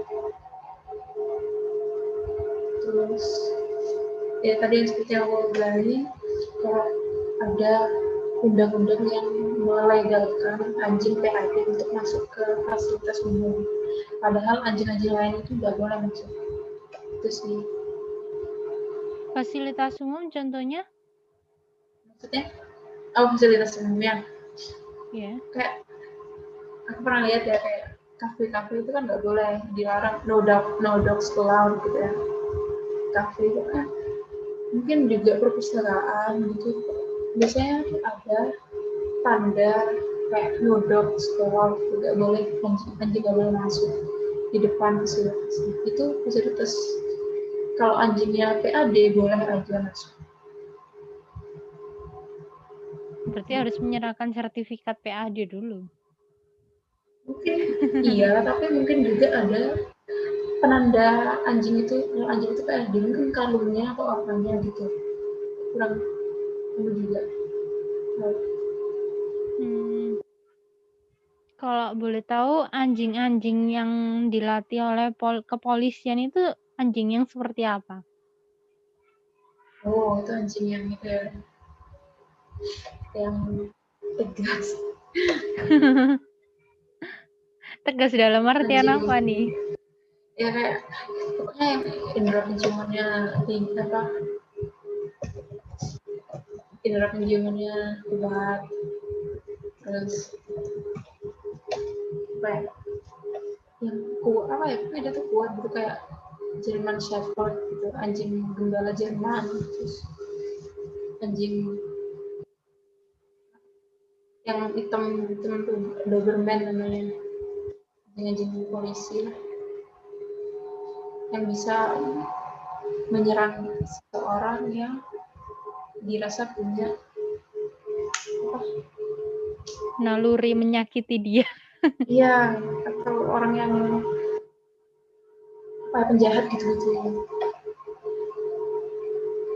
Gitu sih. Berarti anjing juga indera penciumannya melebihi manusia ya? Iya. Kalau dilatih. Dia juga dicari. Jangankan itu ya, kucing aja mereka tuh punya indera penciuman yang kuat. Jadi kalau misalnya lagi musim kawin, kalau kucing jantan itu gak dikastrasi, ada yang dikasih tahu, itu dia bisa pergi lari dan ngikutin aroma si betina yang jauh berapa sampai kilometeran, serius. Jadi itu kan betina tuh kalau birahi atau ingin kawin, dia itu mengeluarkan suatu bau yang khas, feromon namanya. Itu kucing jantan yang bisa mencium dari jarak yang berkilometer. Ya, iya gitu. Jadi kadang kan aku juga pernah sih punya kucingku hilang, nggak balik. Ya kemungkinan dia tersesat waktunya si betina itu. Dan kebetulan juga di lingkungan sini waktu itu jarang orang punya kucing. Kucing apa kalau boleh tahu? Kucing apa aja, kucing domestik atau kucing lokal. Jangan bilang kucing kampung, nggak boleh. Kenapa? Kenapa, coba dijelasin? kurang beretika. Oh, Tapi nggak kurang apa-apa sih, memiliki. terserah kamu. No, enggak apa-apa, share aja. Kan ini juga pengetahuan. Kenapa kok nggak dibolehin disebutin kucing kampung? Soalnya kampungan gitu, kayak konotasinya tuh buruk. Padahal kan sama-sama kucing. Ya. Apa namanya? Dapat himbauan dari dosen atau Iya, waktu di awal semester. di awal semester? Kucing. Kamu suka kucing dari kapan, Tan? Suka kucing dari kecil, tapi dulu masih gak boleh melihara. Terus baru-baru ini, nggak baru-baru ini sih, mungkin 3 tahun yang lalu ada kucing liar. Terus dia tuh kayak hamil, nyari makan, terus kita kasih makan, terus dia betah di rumah sampai punya anak gitu. Saat sekarang masih ada. Berapa sekarang Pelihara. kucingnya di rumah? Banyak. Berapa? Sebutin.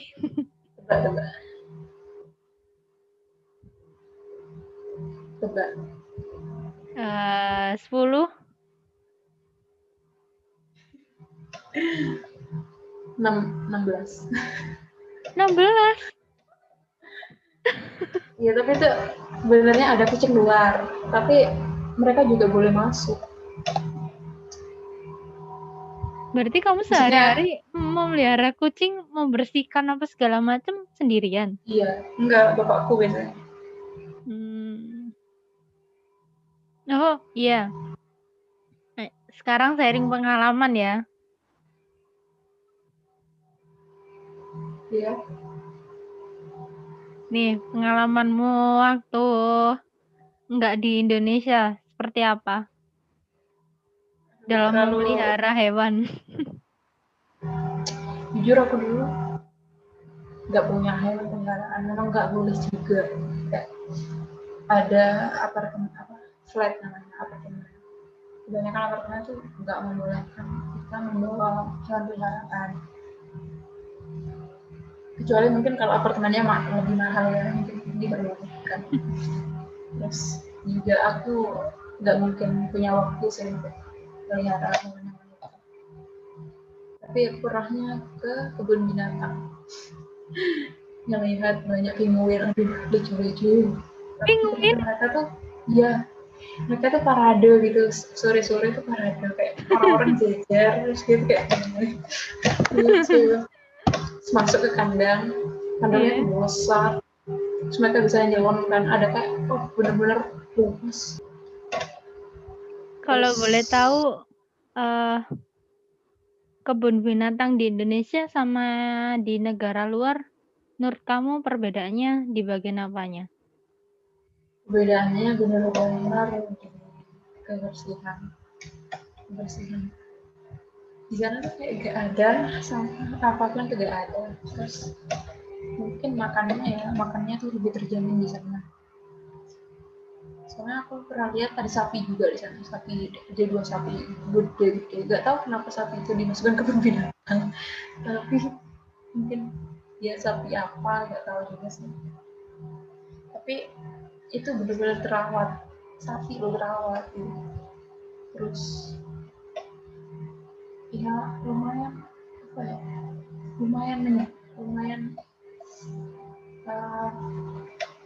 menjaga apa sih? Menjaga kebersihan. Enggak. Jadi tuh hewannya tuh gak begitu terkekang gitu meskipun dia kebun binatang.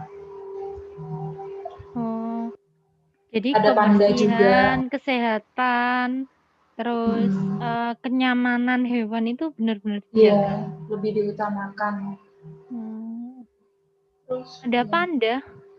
Ada panda, namanya tuh Tian-Tian. Dia tuh hamil katanya. Gak tahu sih udah apa enggak. Berarti kamu pernah pegang panda dong? Nah itu dia, di sana nggak boleh pegang hewan apapun. Oh, di sana nggak boleh pegang hewan apapun. Kasian juga sih, takut stres. Kenapa kok nggak boleh? Menjaga naluri mereka juga mungkin, biar nggak terlalu ramah sama manusia gitu. Terus dokter Sesuai hewannya kodratnya. gimana? Oh iya, kalau dokter hewan kan mereka berkepentingan. Kalau misalnya cuma pengunjung gitu, nggak. Kalau hanya memberi makan, Oh itu nggak boleh. nggak Mereka, boleh sama sekali. udah ada tugas masing-masing kan, nggak boleh pengunjung yang ngasih makan. Udah di struktur, udah dijadwalin. Perbedaannya dari itu aja atau ada yang lain? Kayaknya itu aja. Mungkin tergantung peraturan sendiri ya, nggak tahu. Tapi yang aku temuin itu nggak boleh. Bahkan ngasih makan burung, namanya tuh burung apa ya? Burung liar yang suka makan daging. Apa sih namanya? Nggak tahu apa namanya. Itu nggak boleh loh. Soalnya itu tuh mereka malah jadi hama sebenarnya. Berarti di sana nggak boleh sembarangan ya? Nggak boleh sembarangan.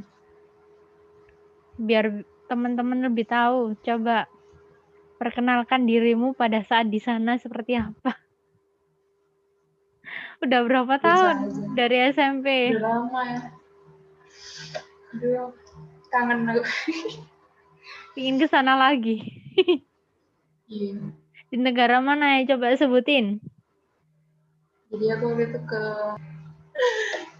aku tinggal di Edinburgh, di Skotlandia, negara yang United Kingdom, Inggris. Aku tinggal di ibu kotanya itu Edinburgh. Di situ aku tinggal 3 tahunan dari SMP sampai SMA kelas 1. Karena ikut bapakku yang kuliah sana gitu.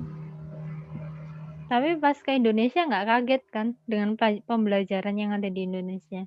Kaget banget. Kaget. Aku tuh bener-bener kaget, saking kagetnya. Gimana ya? Anjlok gitu. Aku tuh paling nggak suka ya. Aku tuh dulu waktu di UK kan ngambil fisika, kimia, terus sejarah, geografi, bahasa Inggris, matematika, terus lagi ya satu lagi. Nah itu tuh benar-benar fokus ya di sana. Nah waktu di sini pelajaran yang aku sukai itu kan pilihan ya, yang aku pilih itu secara personal gitu, nggak dipaksakan. Setelah di sini fisika tuh udah jadi pelajaran terburukku, nggak, bener-bener nggak suka sama gurunya juga gitu. Masa kita nggak ngerti gitu ya, nggak dijelasin, terus malah lanjut ke materi selanjutnya, jadi makin nggak ngerti, jadi makin wah kangen yang dulu lagi. Ini padahal matkul favoritku gitu.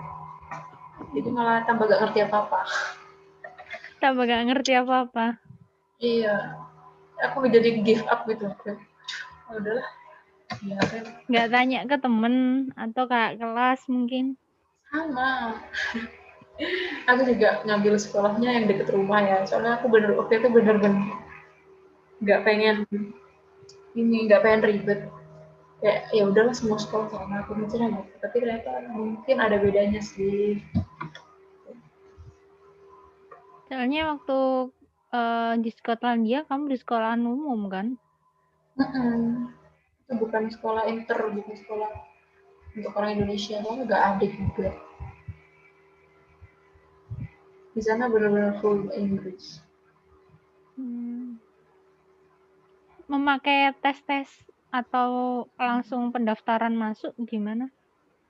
Pendaftaran masuk itu susahnya tuh waktu pendaftaran ya. Soalnya kan itu udah ada kuotanya per daerah. itu sudah ada bangku gitu sama kayak di sini lah. Dan Iya. kalau sekolah di sana itu harus sesuai dengan daerahmu, sama kayak di Indonesia sekarang. Jadi kayak Zonasi. kalau kamu iya, zonasi. Nah itu dari dulu udah ada di sana. Jadi kalau kamu ngontraknya di mana, ya kamu harus cari sekolah terdekat di situ, gak boleh yang jauh. Bahkan waktu itu gara-gara itu, jadi kita bingung kan mau sekolah di mana. Sementara bapakku kan kuliahnya tuh di kota, jadi kita harus cari yang kota. Tapi kalau misalnya di kota gak ada sekolah, kita harus pindah ke yang ada sekolah gitu. Tapi alhamdulillah ada bangku buat aku sama masuk. Alhamdulillah disediain ya. Iya, ada tesnya juga. Kayak Sulit nggak? kalau matematikanya gampang, kalau bahasa Inggrisnya lumayan ya, menentukan gitu, mungkin yang menentukan kita sebenarnya ngerti itu gimana. TOEFL-nya berapa sekarang?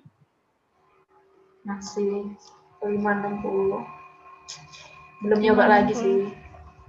Bentar Itu lagi waktu mah jam. maba. Di pusat bahasa. Iya di Pusbah. Semoga lancar lo ya. Ya udah kalau gitu terima kasih ya Tanti. Iya, makasih An. Semoga sehat selalu. Amin.